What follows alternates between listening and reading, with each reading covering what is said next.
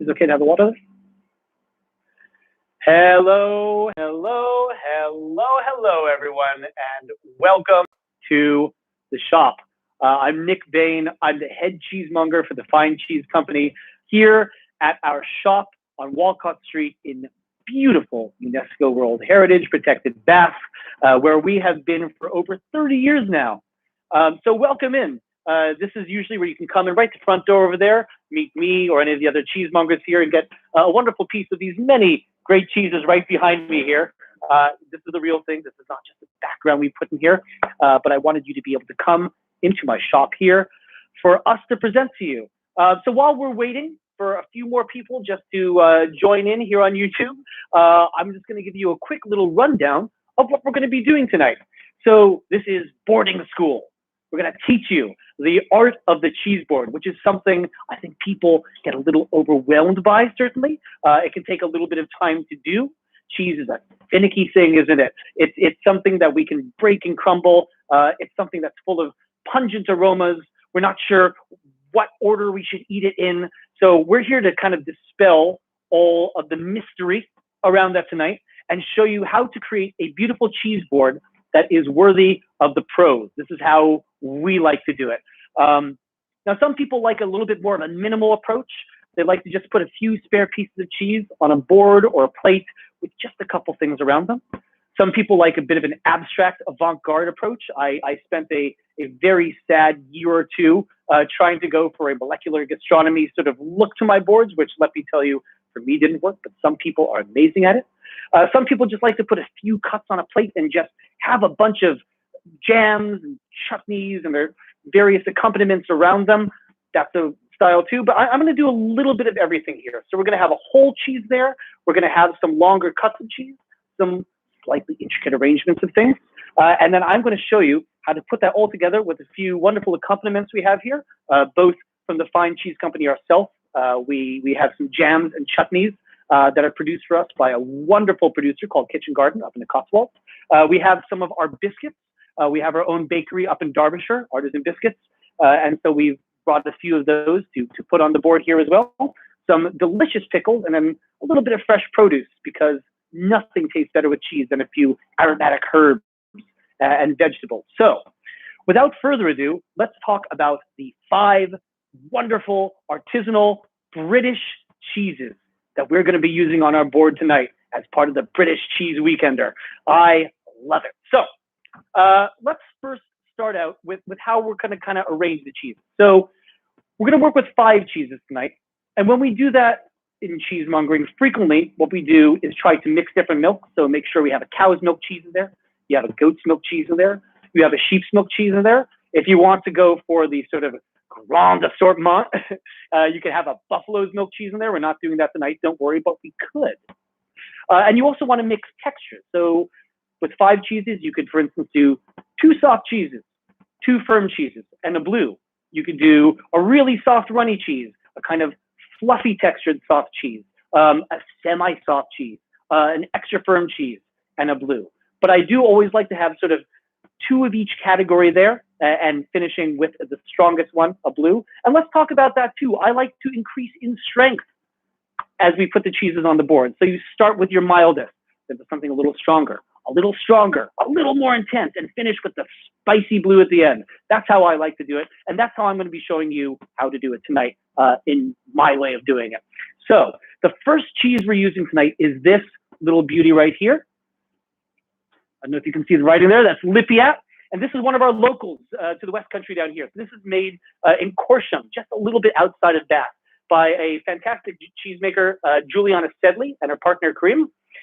This is a Jersey cow's milk cheese. And that's surprising to some people, because if you look at this little guy, it's ripened in ash on the outside. And a lot of people will associate that with soft goat's milk cheeses. And to be fair, that's no surprise.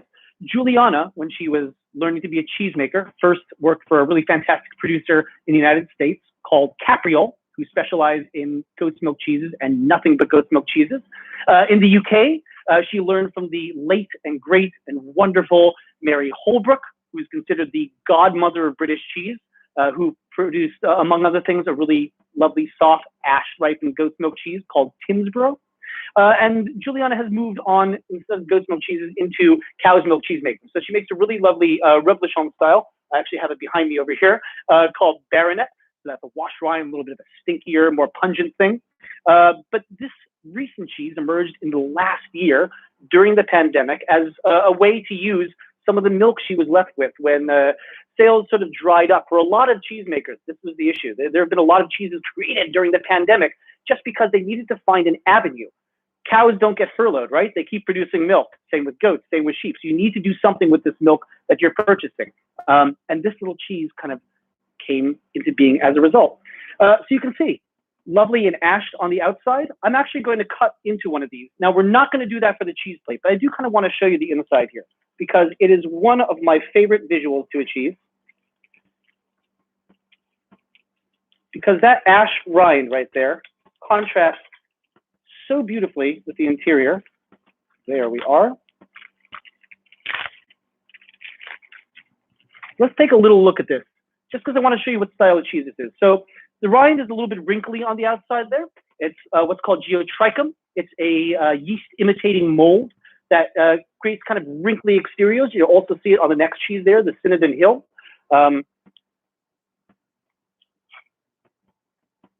It's quite a thin rind there. But if you look on the inside here, this little Pac-Man of cheese, you'll see it's this lovely golden color, and that's the Jersey cow's milk. They managed to keep a bit of beta carotene in their milk rather than processing it into vitamin A. So that comes out in the milk. You get this lovely golden color from their diet.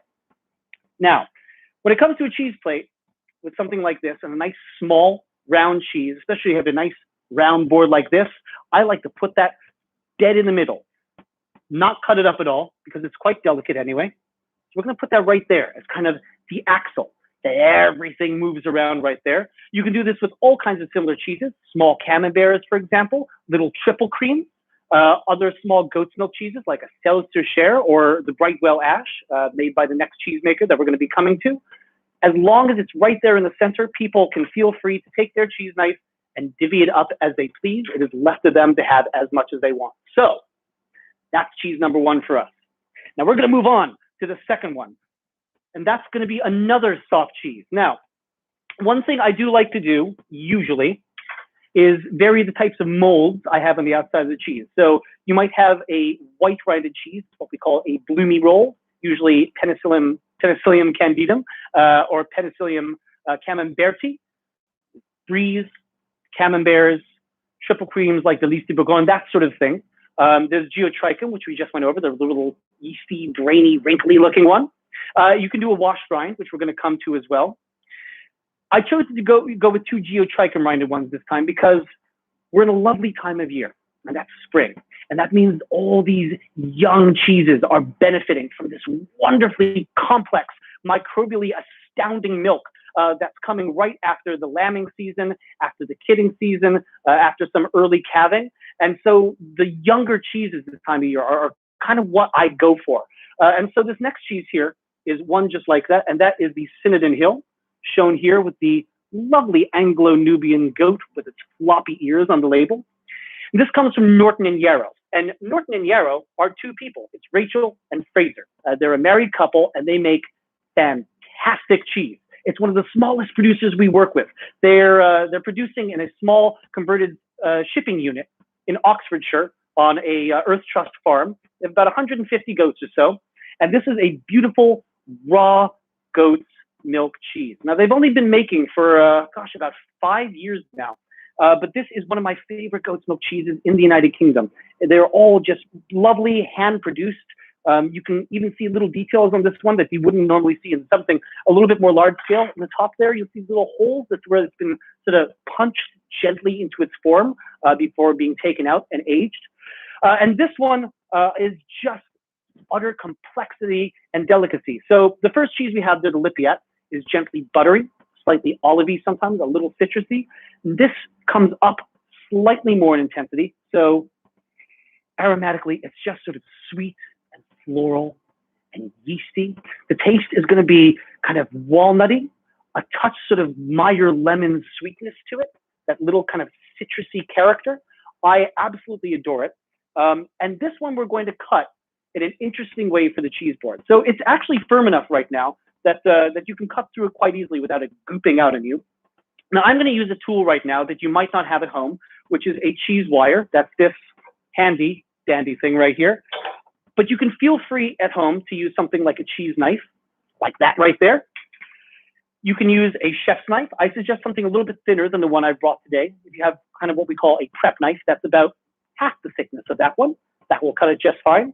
But something just nice and thin and sharp, a paring knife works perfectly. So I'm going to cut this right over here first for you.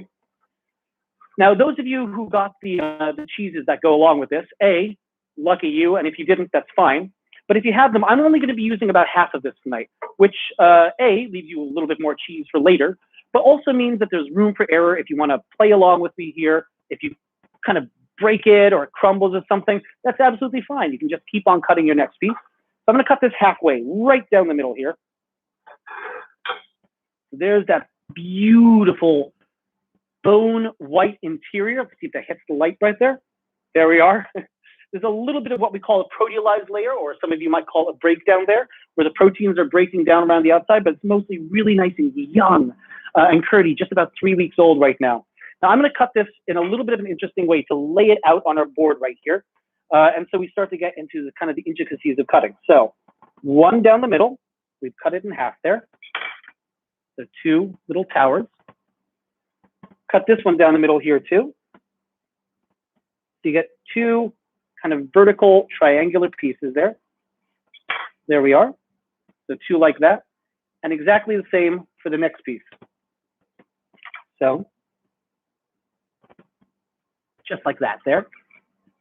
But there's a really cool thing I like to do with these that's a little unorthodox, because what you could do is just sit them on your board like that. Some people might just take a piece of cheese, put it like that. You can do this. You can do some really complicated things that I've done in competitions before, where you sort of slice into little thin bits there and then fan the whole thing out. But honestly, it's a little bit finicky. And what we're really after here is making it look really attractive, but still making it really easy to eat that cheese, because that's what it's all about, isn't it? It's just getting into it in the end and not just looking at it for Instagram or whatever. So I'm going to lay this out here. I'm going to rotate this to show you in just a second here. There we are. So one. Then I'm going to turn this one around. There we go. So I'm just sort of fanning these just a little, letting the parts connect to each other. There we go. 1, 2, 3, and 4. And so we have a nice little stack of triangles right there that go back and forth. So top rind on this side, top rind on this side, top rind on this side, top rind on this side. You get a little bit of variation there. That's kind of what we're looking at there to begin with. With me? Okay, next one. The next one is St. James. Now, this is going to be a little controversial in that I did say in the beginning, and I know I did, 2 soft cheeses, 2 firm cheeses, and a blue. But this isn't 2 soft cheeses, 2 firm cheeses, and a blue. We're going to something that right now is kind of in the middle between semi-soft and semi-firm. But I chose it for the same reason I just mentioned before, because right now we are in spring, end of April, just about to be May. And right now, spring milk cheeses are tasting absolutely incredible. So because this is British Cheese Weekender April and not British Cheese Weekender September, I'm going to be dealing with some slightly softer cheeses that I think are just stunning right now. And if you haven't had the chance to try, you should run out and get them this moment, because they're just beautiful, incredible things. So St. James is this lovely bit of cheese right here. You can see it has that nice kind of orange, slightly mottled rind. And what does that tell us? That tells us this is a washed rind cheese. So it has a bacterially fueled exterior, which is caused by washing it or brushing it in a brine solution that attracts frequently what's thought of as Brevibacterium linens, which is what we think of as the stinky cheese bacteria. It has that kind of animal, funky, barny aroma to it. But a whole host of other wonderful bacteria and frequently marine molds on the outside there. If I hold this really close to the camera, you might be able to see there are a couple different colors on there. Some natural molds that are forming there that have just been flying around in the air and attached themselves to that cheese. This is a wonderfully kind of wild thing. And this comes to us from a absolutely fantastic small producer way up north in Cumbria, in the Lake District, just outside of Cartmel, named St. James Cheese, which is Martin Gott and Nicola Robinson. And they have a herd of Lacone sheep. Lacone sheep are the sort of Jersey cows of sheep. They have this wonderful high-fat milk. They most famously produce Roquefort, you can see behind me right there, the famous French sheep's milk blue cheese.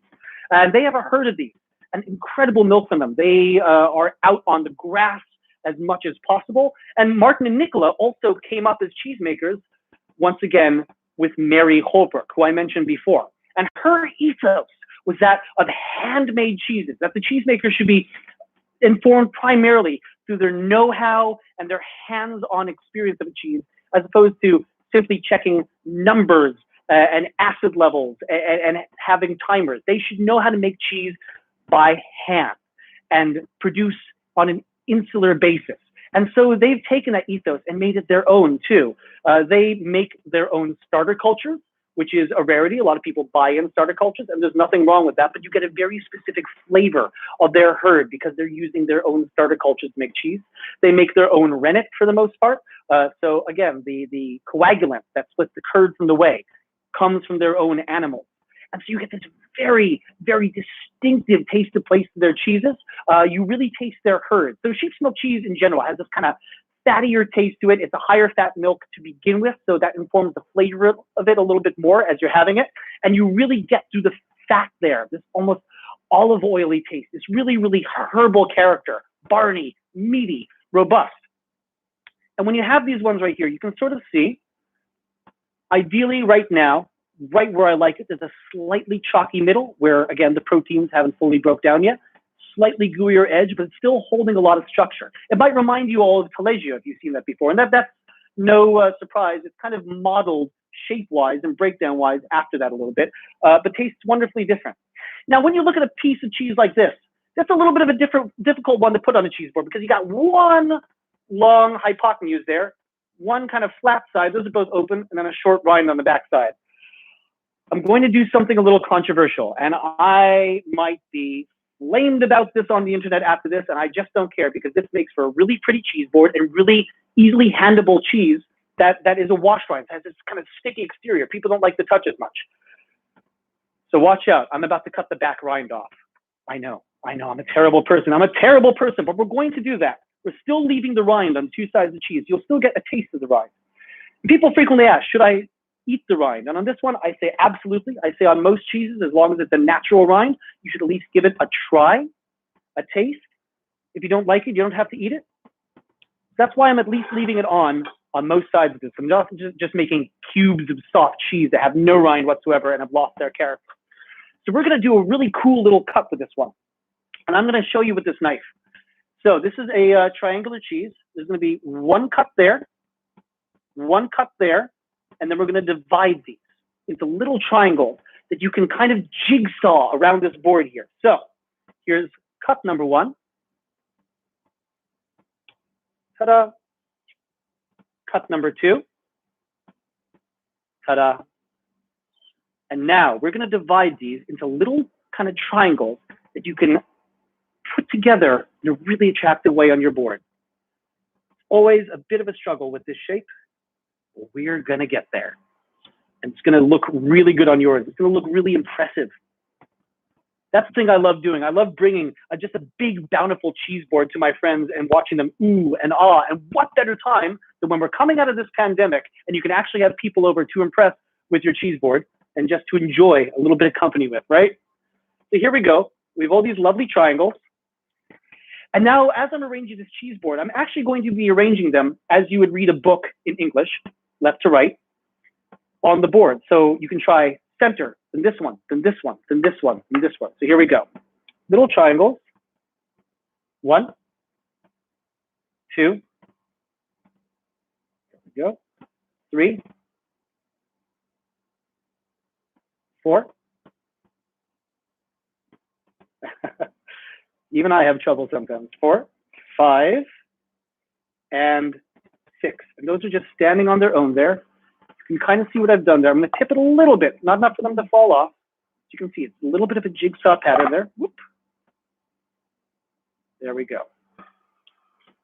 There's a little bit of variation and just a touch of space in between each triangle here. So that's St. James, the wonderful, funky wash-rind cheese from Cumbria. Now next, can't have a British cheese board without a lovely piece of a territorial cheese. And since we are in the Southwest here, in the heart of cheddar country, it has to be a cheddar. And I've picked a beauty for you tonight. This right here is Pitchfork, which is a raw, organic cow's milk, cloth-bound cheddar. It's protected by the Slow Food Presidium as a Somerset artisanal cheddar. And it is award-winning, even though it's sort of the new kid on the block. So there are several Somerset artisanal cheddar makers and cloth-bound raw milk cheddar makers in the Southwest here. A lot of them go back at least 2 generations as cheesemakers. Some of them go back 5 generations as cheesemakers, which is incredible. It's a really protected thing we have down here and something we're very, very proud of. And there are only a few left. Now, this cheese is made by the Trethewin brothers, Morgan and Todd, and they were known for their Caerphilly. Gorwith Caerphilly, you may have had it before. It's a fantastic cheese, natural rind, nice and chewy and snackable, a little bit soft on the edge, crumbly in the middle, delightful stuff. But they moved from Wales, where they were making cheese, here to Somerset a few years ago. And with that move, they thought, well, we're in Somerset. Surely we should be making a cheddar. And they were absolutely right. This one we have right here is a little over a year old. 2 years ago, in the fall before the pandemic, they took 4th place overall at the World Cheese Awards with this cheddar. That's out of 3,800 plus cheeses. 4th place in the world, best traditional British cheddar, best British cheese, and it is delightful. They have a mixed herd. They have Friesians, which are your typical kind of black and white cow, and they also have some lovely little brown Jersey cows in their herd, which add their butter fat kind of to the flavor of this whole thing. That slightly sort of golden color we were talking about, a richness. It is a gorgeous, gorgeous bit of cheddar, not particularly intense, but rich, kind of marmitey, beefy in taste with this lovely, grassy, slightly cleaned barn aroma to it. That's really, really characteristic of a Somerset cheddar. Now this one is so beautiful. I want to lay it out in long slices. I want you to be able to taste from the tip all the way to the back because there's a slightly different flavor for each inch of that cheddar. So what we're going to do here is slice this into long spears. And I love doing this with a cheddar because it looks so good. Maybe a little intimidating because it's a big old piece of cheese, but it fans out really, really wonderfully. Now, some of you may be cutting this cheddar, and you can also do it with a nice long knife like this. And you might be finding that it crumbles a bit on you. And that's natural. That's the curd of a cheddar. That's just what it's going to do. Cheddar going to do what cheddar going to do. But that's okay if it does. A, eat that little crumble. See, that went one of mine. Don't pay it any mind. You can always cut the end of it off a little. We are going to lay this out right here. I'm going to turn my board a bit so we can do this. 1, 2, 3, and 4, like little rays of the sun. I'm going to back that up just a touch right there. Now you can also change how you do this. You can do it with the tip pointing out. You could, of course, do it with the edge pointing out there. It really depends how you want your board to be. I'm going to do it this way just because it's easier for someone to pick up this cheese and grab it when it's done like that. There we go. That's cheese number 4. Perfect. Finally, we're going to end with a lovely bit of blue, and it's a gorgeous one. Look at that color. Now, it's colored with annatto, which is a New World seed, also called achiote in Mexican cooking. But it provides this lovely orange, robust, fiery color. But this is Sparkenhoe Shropshire Blue. Now, there's not a Shropshire Blue made in Shropshire. It's just the name of basically a Stilton-style recipe once it's been colored with annatto. This is a raw milk one from Sparkenhoe Farm, which is in Leicestershire. You may know them for their Red Leicester, another annatto colored cheese. They're specialists in that. But this is wonderful in that it is the work of Will Clark, who is the son of the family. So David and Joe are really the progenitors of this Sparkenhoe Red Leicester, which is this really fiery looking one right back here. And Will took on a blue cheese project. So he's working sort of to that territorial blue recipe we know for Stilton, for Stichelton, for Bass Blue. But this one is raw milk from their own herd of cows. It's aged to be slightly denser and a little bit more crumbly. It has this lovely sort of delicate flavor. You get some spicing in there, but something almost a little bit meaty and a bit more familiar to people who like things like Cheshire, like Lancashire. There's this wonderful sort of territorial crumble to it, and just a lot of lingering complexity that I really love. It's an utterly approachable blue cheese, hand ladled from the vat into the kind of draining area, so you have really, really delicately treated curds. The rind has this wonderful sort of ammonia kick to it. It's aged in this high ammonia environment, so you get this really slightly more intensive cheese. And I just absolutely adore it. It's really the revival of raw milk blue cheese making in the UK that we see with cheeses like this and Stichelton that makes me fall deeply in love with them. And of course, a brilliantly colored cheese like this works wonderfully on any cheese board. So because we've just come out of lockdown and what are we allowed? 6 friends. I'm going to divide this into 6 pieces, I think. So everyone can have a little piece. So I've cut that one in half right there, 2 pieces. Again, you can do it with a knife. That'll crumble on you a little bit more. Just use something really nice and thin and sharp. And then each of these, I'm going to divide into 3. 1, 2, 3.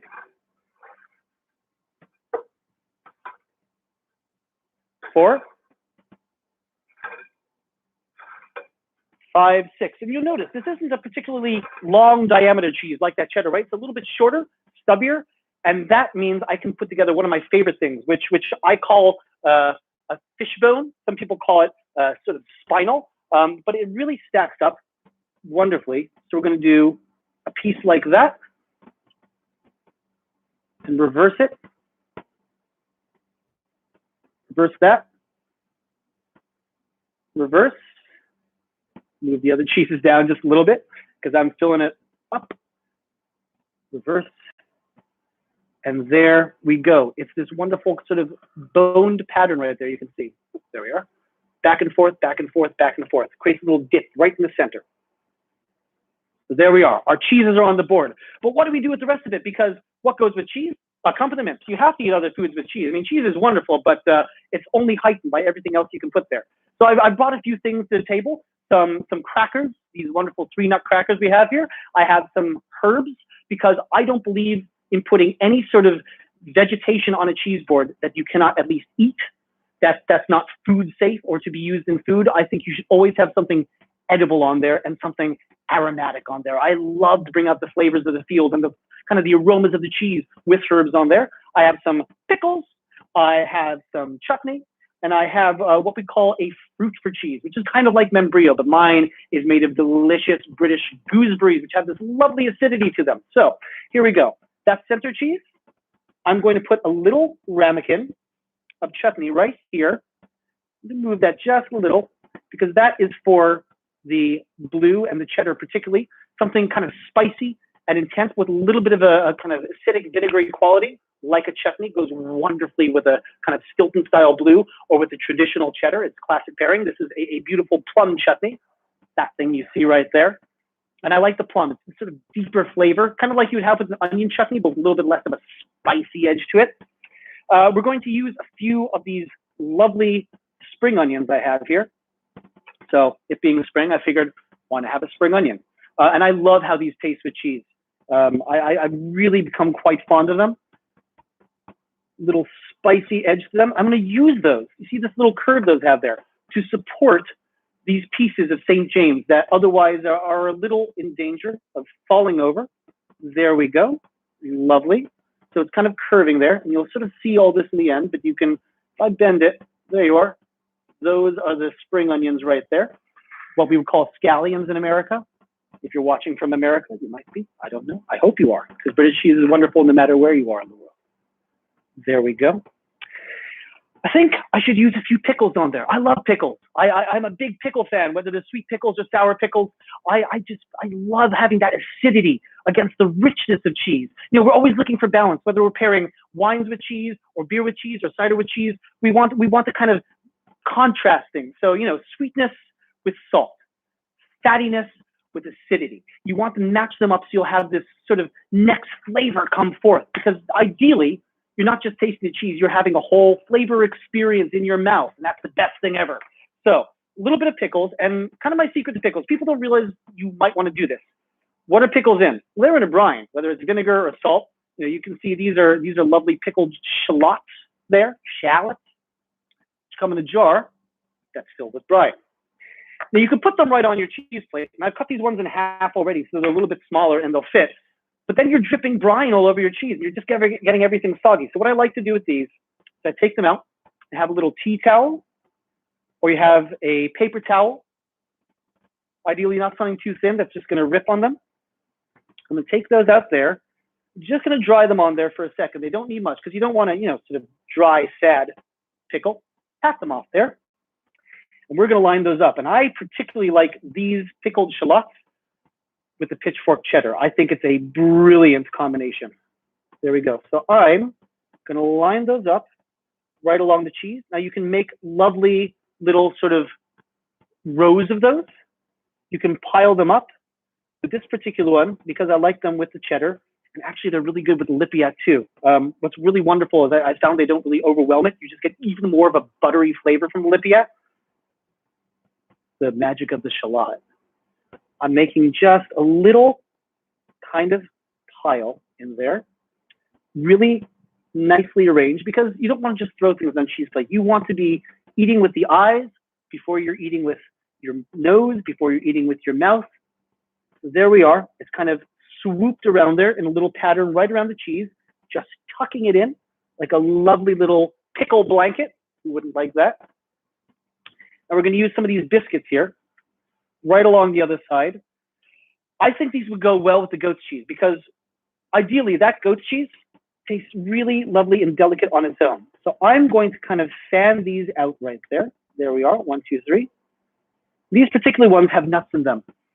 And I love nuts with cheese in general. Sometimes I just put the roasted hazelnuts or walnuts on the cheese plate. It works wonderfully. Really brings out the flavor of the cheese. And this has that inside of them. So not only do you have a little vessel for the cheese itself, you have the nutty flavor.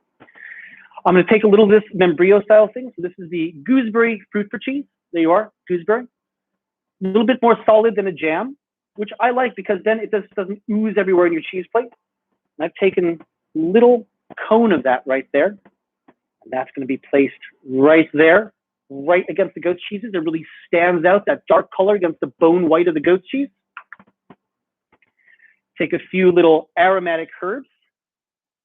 Those, we want to kind of bring out the aromas of some of these other cheeses. So the tarragon that I have here, lovely spring tarragon.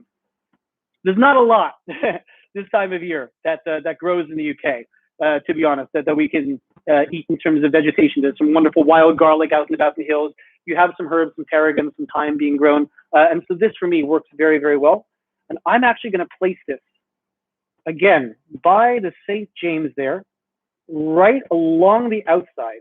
And that's going to kind of support the structure, all of that. You can even, if you want to aromatize the cheese itself, intermingle it with the cheese. How wonderful is that?